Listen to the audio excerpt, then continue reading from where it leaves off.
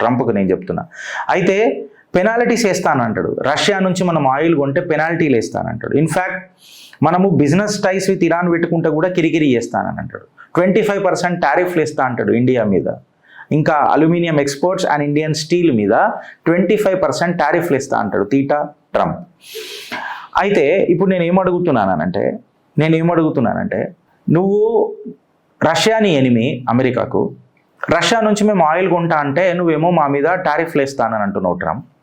మళ్ళీ పాకిస్తాన్ నా ఎనిమి, నువ్వు వానికి ఆర్మ్స్ సప్లై చేసి IMF నుంచి లోన్లు ఇప్పించుకుంటా, వాడిని పెంచి పోషిస్తా, నేను చేసేది మాత్రం సంసారం, ఎందుకంటే నేను పెద్దన్నా, నేను చేసేది కరెక్ట్ అని అంటే కిందికి గుసాస్తాం, చీరుతాం నా కొడక నేను పండబెట్టి అని చెప్పి భారత్ కూడా మెసేజ్ క్లియర్ కట్గా ఇస్తుంది.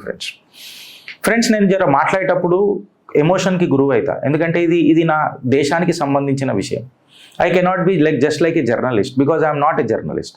చిత్రగుప్తులో మేము జర్నలిస్టులం కాము, మేము భారతీయులం. మేము న్యూస్ ప్రజెంట్ చేయము.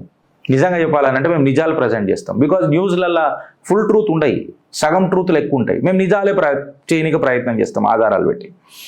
ఇప్పుడు ఈ టారిఫ్ ట్రంప్ అబ్సెషన్ ఏదైతుంది చూడు, మనోడు జర మెంటలీ రిటార్డెడ్ అయిపోయిండు అని చెప్పి చెప్తున్నారు.